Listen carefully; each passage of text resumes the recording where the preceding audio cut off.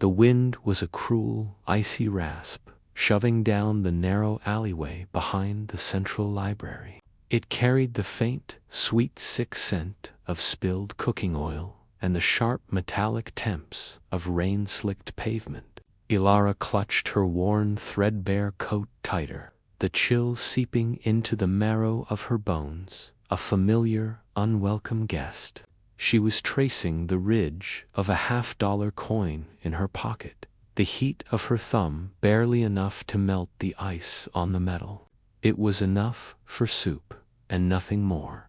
Ilara was a student of the city's great medical university, but her life was a constant equation of scarcity. Her hands, though calloused from years of waitressing and studying, possessed a steady, gentle quality hands meant for healing. Her face was fine-boned, usually pale with exhaustion, but her eyes, the color of warm river stones, held a stubborn, unquenchable fire. She lived on the top floor of an unheated brownstone, surrounded by towers of tattered textbooks and the perpetually brewing smell of cheap, instant coffee.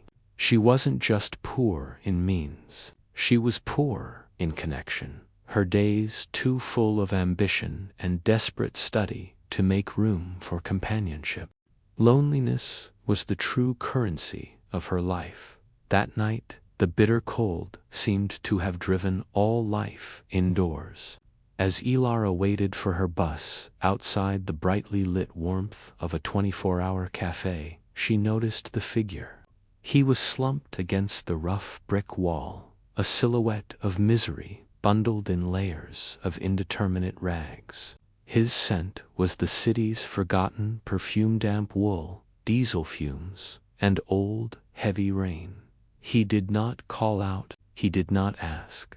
He simply was. Ilara watched him for a long moment. She imagined the biting frost on his skin, the hollow ache in his stomach. Her cheap, watery tomato soup arrived a precious source of warmth. She placed the paper cup on the ledge next to the beggar. Without a word, she opened her own soup, took one spoonful, and then offered the entire cup to him, his head lifted slowly. In the spill of the cafe light, his eyes were startling. They were not dull or defeated. They were a vivid, deep cobalt blue, unnervingly intelligent, and they seemed to look not at her, but into her, measuring something profound and invisible. His hands, when they reached for the cup, were scarred and grimy, but the movement was careful, almost delicate. "Thank you," he murmured.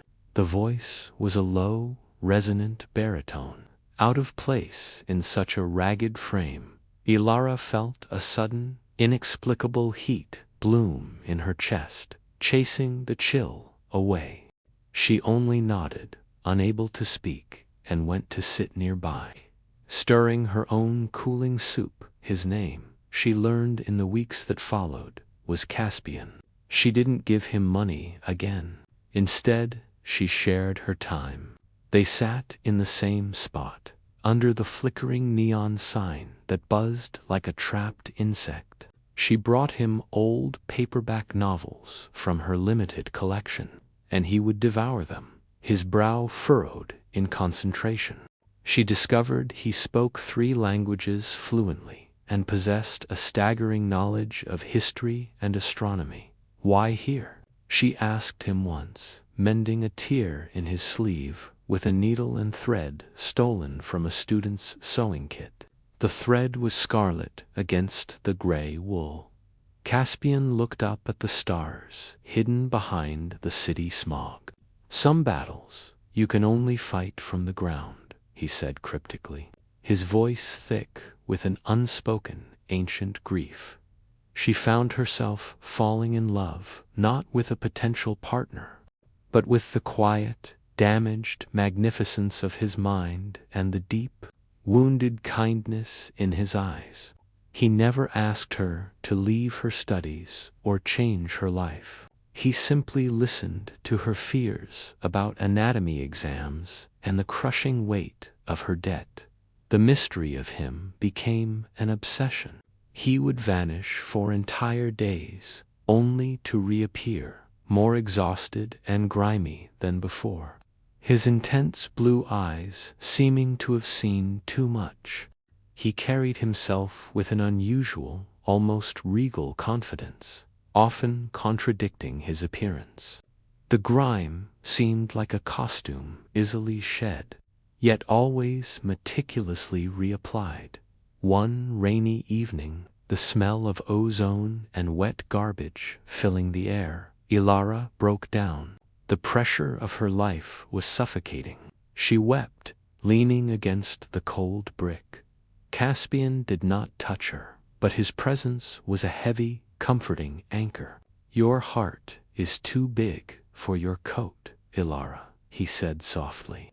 "I'm going to fail," she choked out. "I'm going to fail, and I'll have nothing." He waited for her tears to subside, the drumming rain serving as their rhythm. "Come home with me," he finally said. Ilara froze. The phrase sounded impossibly intimate, yet terrifying. Home she had never considered where he truly slept. The request was a leap of faith over a chasm of fear. Was he taking her to a damp shelter, an abandoned warehouse? But when she looked into his eyes, she saw only the trust she had given him reflected back. "Okay," she whispered. The journey was bewildering. He led her to a distant bus stop where they waited in silence. The bus ride was long, taking them through decaying industrial areas and out towards the quiet, manicured edges of the city. Then the deception began. They were met by a black, unmarked sedan, its windows tinted opaque. The driver was a man with a severe, silent face. Caspian helped her into the back seat. The car did not speak of luxury. It spoke of utility, clean but without ostentation. Ilara's heart pounded, fear mixing with adrenaline. "Where are we going, Caspian?" she asked, her voice trembling. He reached out and, for the first time, took her hand. His grip was firm, radiating a surprising, controlled warmth. "To see what the battle is really about."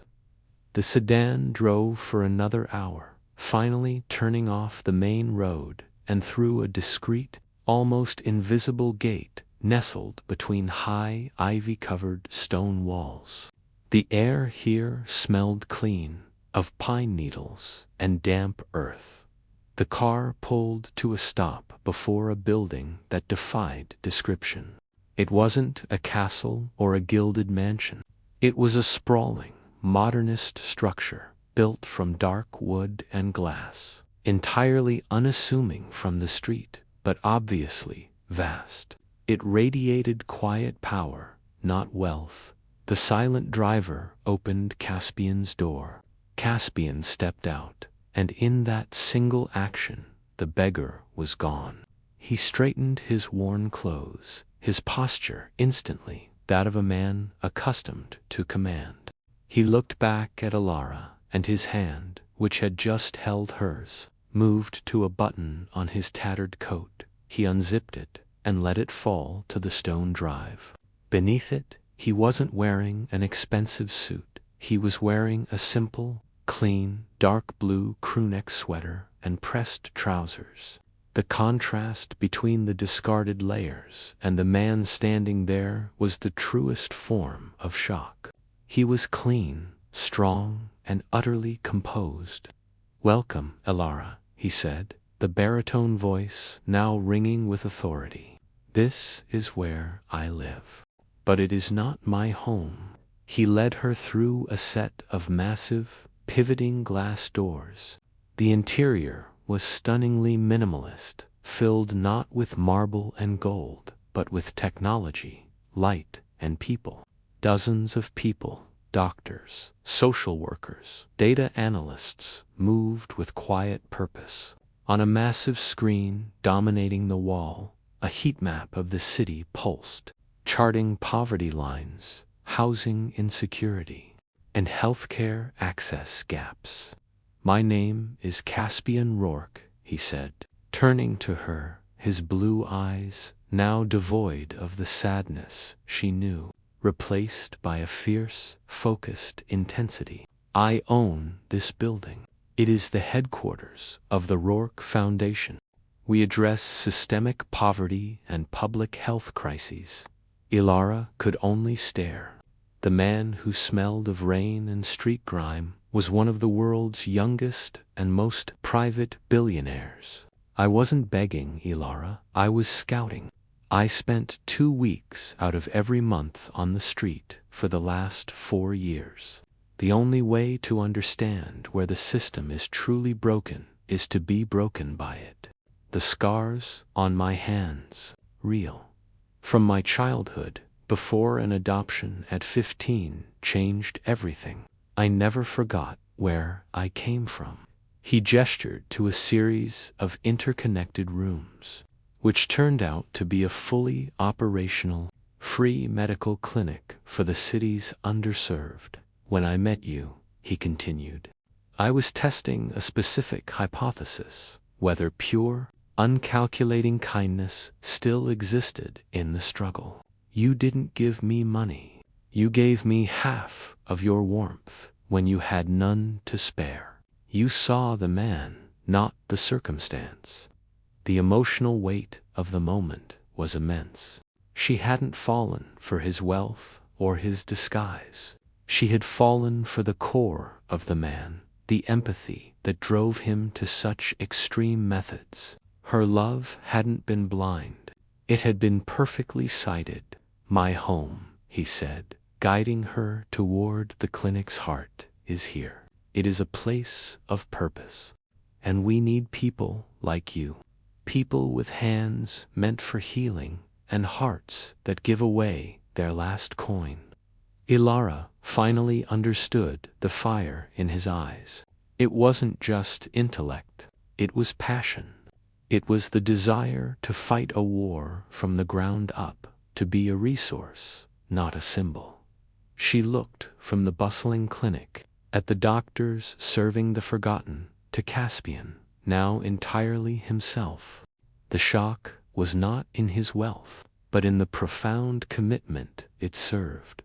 The greatest fortunes are not those measured in balance sheets, but in the abundance of empathy and the relentless pursuit of meaningful action. Ilara had found not a sugar daddy, but a partner in purpose. Their connection, forged in the biting wind and sealed by a shared cup of soup, was a foundation stronger than any bank vault. She accepted his invitation to join his team, her brilliance and compassion instantly put to use. The poor student and the disguised billionaire found their true home, a place where their 2 lonely, driven souls finally merged in the service of kindness, proving that love,